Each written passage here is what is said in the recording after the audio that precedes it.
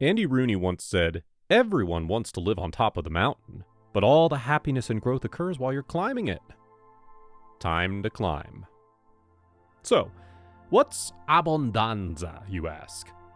It's an Italian expression of celebration and salutation, also a wish for someone to have good fortune, a good journey, safe venture, successful career, a good table, or relationships like marriage, children, or with colleagues, and more. A question.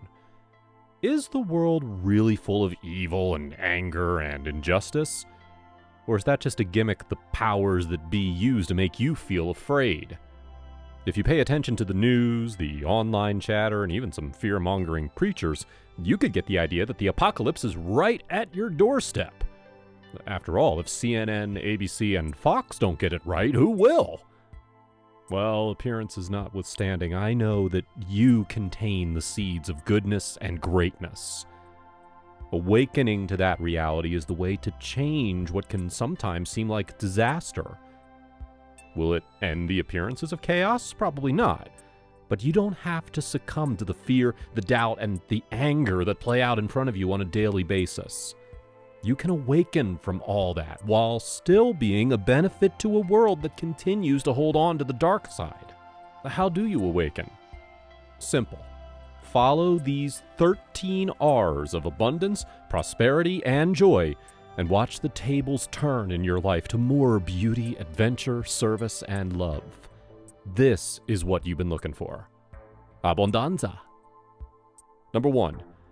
Recognize your own inner and outer beauty. You've heard of original sin, right? Well, original sin is a misguided and outdated concept. It's also a lie, perpetrated by those who wanted to control the masses. It worked, but no longer. Unless, of course, you let it. It's not even biblical. St. Augustine created the doctrine in the 4th century. You are not worthless, no matter the doctrines. You are beautiful, talented, and gifted. Number 2, reclaim your personal power. You're only weak if you believe it. You are very powerful, provided you know how powerful you are, says Yogi Bhajan, Indian-born American yoga teacher, spiritual teacher, and entrepreneur. There are those who do their best to make you play down your own energy, your own strength. You don't have to allow that anymore. Number 3, reevaluate your inner script and rewrite as needed. There is a script running through your head. You helped to write the original or bought into someone else's. You can update it at any time. Pay attention to how you speak to yourself, how angry you may get or fearful. Let those be notified that it's time to rewrite now on the spot. Number 4, respond to life rather than react. Think clearly about your choices, your prejudices, your decisions. A little extra mindfulness can save a lot of regret. We all have a tendency to react at times without thinking the situation through. Now you can interrupt that reaction, rethink it, and respond. It may take some effort. Your reactions are often forces of habit, but keep at it and the changes will seem miraculous. Number 5, release or at least reduce your fears. We are programmed by nature to fear loud sounds, distractions, fire, other people, animals, and you will only rise to the level of your greatest fear. Yes, we all have fears, but we don't have to let them control us. Begin by watching them, how and when they appear, how they make you feel. Just become conscious of them. That's the first step in taming them.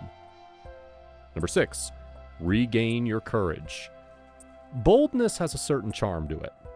How do you do it? Be willing to take a few more calculated risks. Nothing happens until something moves, wrote Albert Einstein. Can't argue with that. Number 7, remember that you came here to help the world become its best. This is the secret you've been looking for, by the way. It's the real way to peace and happiness. Selfishness may be the natural way of things, but it's not the best way to real joy. Becoming your best, sharing your best with the world, now that's the way to joy, peace, happiness, and satisfaction. Number 8, refuse to let the daily news run your life. In fact, turn it off for a week and see if you've really missed anything. What's truly important will find its way into your consciousness. After all, the media, both on and offline, are only interested in ratings. That's why they're always so melodramatic. You don't have to buy into it. Number 9, reduce your personal carbon footprint on the planet. I know this may be controversial, but you don't need as much stuff in your life as you think. When you buy and when you discard, do so with careful consideration. Remember, one person's trash is another person's treasure. And you don't have to become a vegetarian, unless that suits you, of course. Number 10, rest in the silence now and then.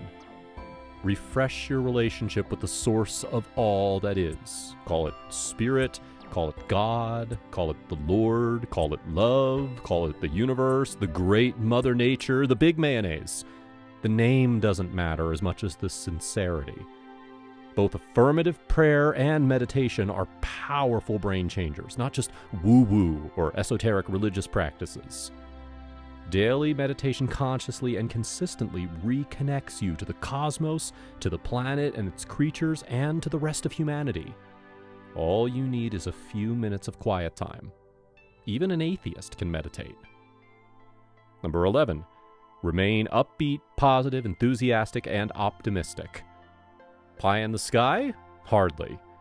When you change your thinking, you change your life, and ultimately, you change your experience of the world. Sure, it takes practice, and you don't have to be upbeat and positive all the time. More importantly, keep track of when you slip into negativity. Just notice it.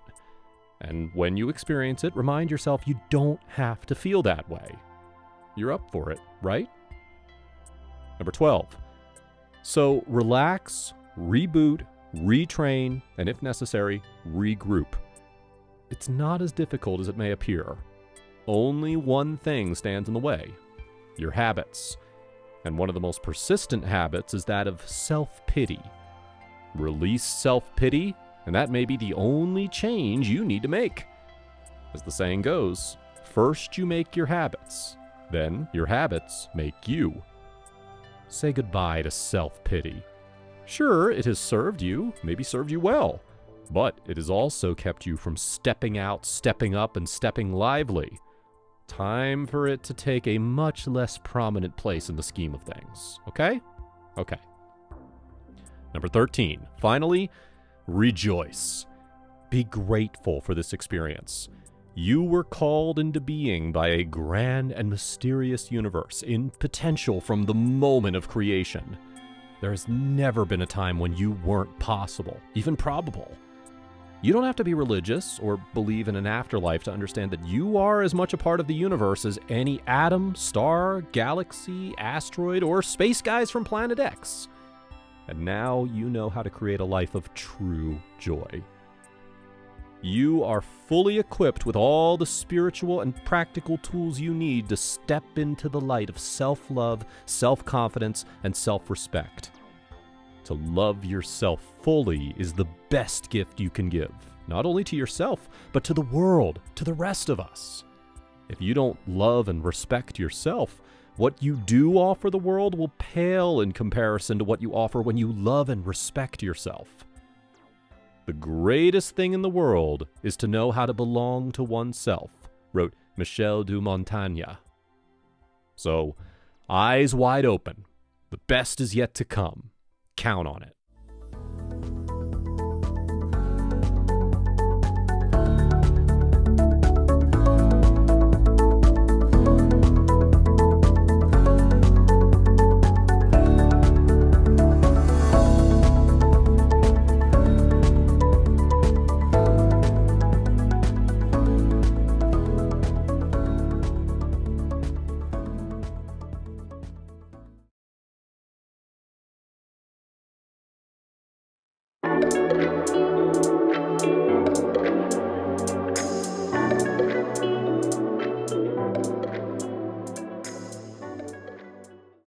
Do affirmations actually work?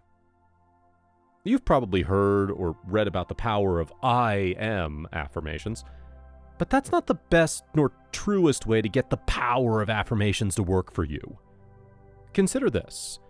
In his book, Free, Chris Anderson writes, "Our brains are wired for scarcity. We are focused on the things we don't have enough of, from time to money. That's what gives us our drive. If we get what we're seeking, we tend to quickly discount it and find a new scarcity to pursue. We are motivated by what we don't have, not what we do have." And this. Positive affirmations never lead to permanent transformation. Why? Because they are essentially lies, and lies don't heal us. I'm not sure who wrote this, but it remains valid nonetheless. Get ready for a shocker. The following affirmations, like it or not, will work for you. Why? Because you believe them, at least variations of them. They're called Stop You in Your Tracks affirmations. See if you can relate to any or all of them. Number 1, that won't work. It never has. Why now? Number 2, we can't afford it. Number 3, it's never been done before, so don't expect it now. Number 4, here we go again. Why would or should this be any different? Number 5, we're not ready. Even if it happens, we're still not ready. Number 6, I'm too old, too ugly, too busy, too heavy, too young, too dumb, too uneducated, too doubtful, too lazy. Number 7, my spouse, boss, our friends, family, organization, church, school won't like it. Others won't like it if I actually succeed or accomplish what I want to accomplish. Can't upset mama, papa, sister, brother. And number 8, I don't deserve it. I'm not good enough. I'm unworthy. Familiar, aren't they? These stop you in your tracks affirmations have become part of your ongoing experience, probably for many years.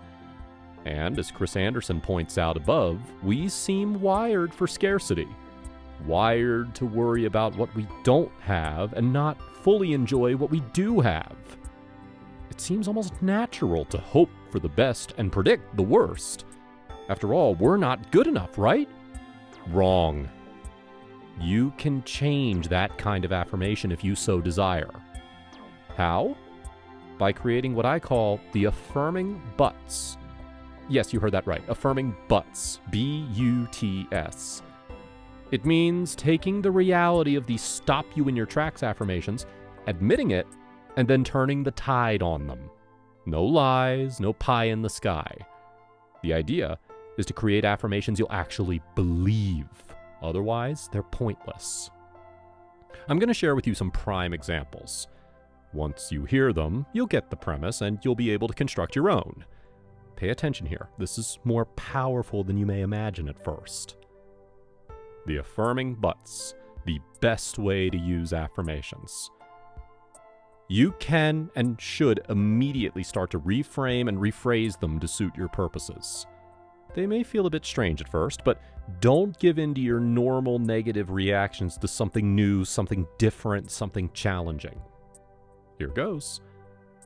I am frustrated by my eating habits, truth, but I am learning to treat myself with the respect I deserve. I am learning to do better. This you can believe. You know you can learn to do better, right? I am sad about the fact that I'm still single. Truth. But I am learning how to relate with other people in a more open, brave, and vulnerable way. I am learning to do better.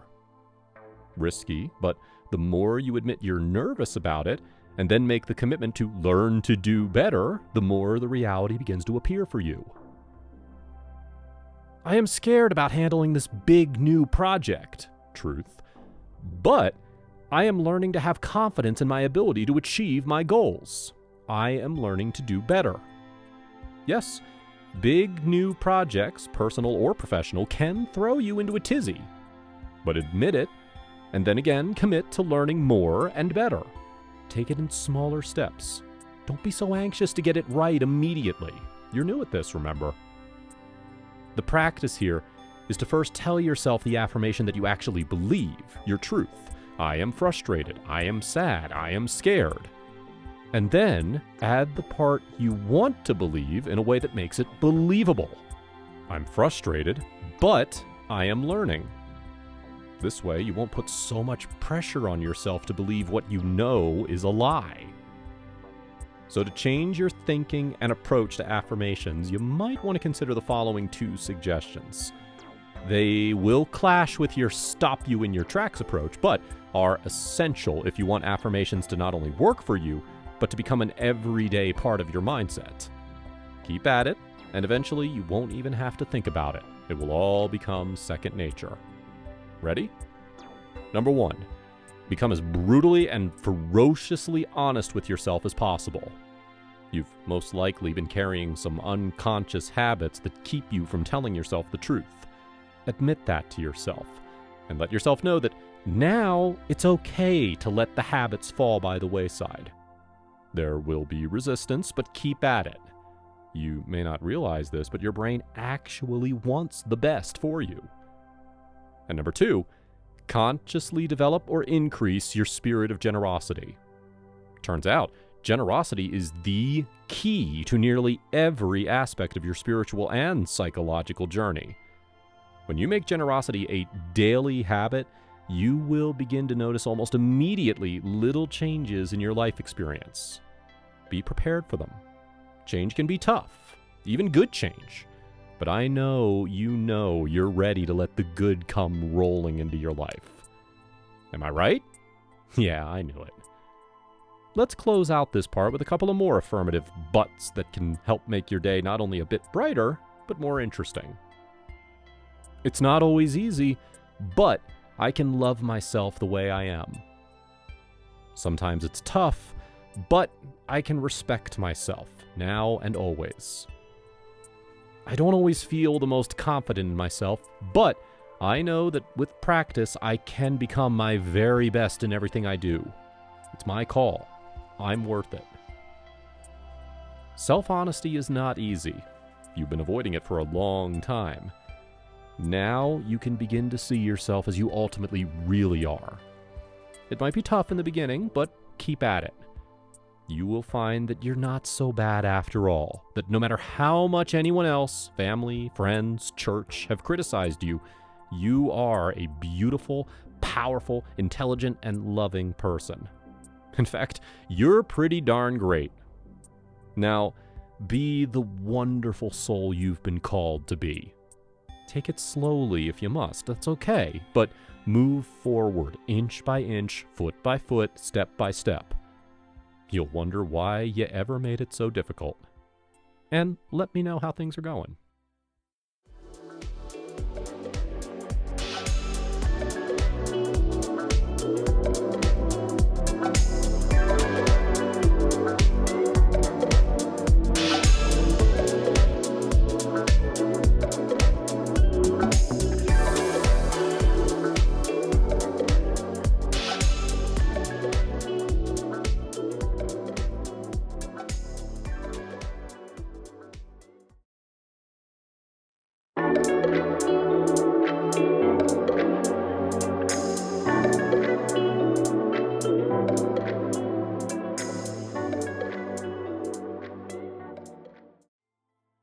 Five steps to living your best life, your 30-day challenge.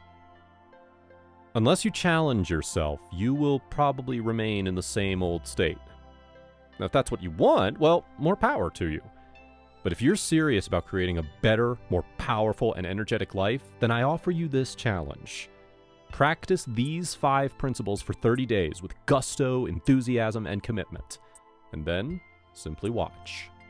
Number 1. Become a better giver. Don't think you have to feel any certain way when you're giving. Just give at every opportunity. And this isn't just about money. It can be anything. Use your imagination. Just give something daily. We're establishing a new habit pattern here. Number 2, become a better receiver. Allow yourself to receive any gift in any form that comes your way. Depending upon your personality, this might be more difficult than giving. Sometimes giving can even be a bit selfish. That's okay, actually, because nothing is judging for your giving. but receiving can take a bit more effort. Do it anyway. Receive as well as you can. This is part of the habit pattern we're creating. Number 3, lose your sense of victimhood. You know when you're feeling sorry for yourself and how you may be justifying it. Many of us get a bit of masochistic pleasure out of feeling sorry for ourselves, but not you, right? Give yourself permission to catch yourself in the act of feeling sorry for yourself. And when you do, force yourself to smile, even laugh a little. It'll take some of the sting or some of the pleasure out of the habit. Got it? Number 4, trust the universe. Pretend that the universe, nature, your God has your best interests at heart with no need for guilt or penance of any kind. Just pretend, and then live from that pretense for 30 days. It's called the act as if response. Just pretend. Don't force anything, just pretend. Unless you already trust, then good for you. And number 5, laugh more. Laughter has a way of changing the brain as well as the mind. It's a physical healer. A ton of research has been done on the benefits of laughter. It helps your heart and other internal organs, your immune system, and even your digestive system. Just remember not to laugh at, but with other people. Laugh more. Simple enough, okay? Is this 30-day challenge a secret formula? Hardly. But it's easy to forget these principles when life seems to be dragging us down or we're having financial, career, or relationship problems. If you take on this 30-day challenge, commit to it, and live it, 2 things will happen. Number 1, you'll develop new habits of mind and action and be able to tell where you're the most resistant to changing. That alone will alter your path. And number 2, your heart will open to new possibilities. Opportunities you thought might never reveal themselves will pop into your range of vision. Can't be helped. That's what these principles do. And here's the kicker. You will be different. And when you're different, your world is different. And we respond differently to you. I say that to you because even good change can be scary. So prepare yourself. Are you willing to not only make the changes, but accept them when they are fulfilled in your life? Are you willing to embrace the outcome of those changes? If you truly are, then an amazing adventure awaits you. Thanks for allowing me to share this course with you. If you enjoyed it, please leave a positive comment.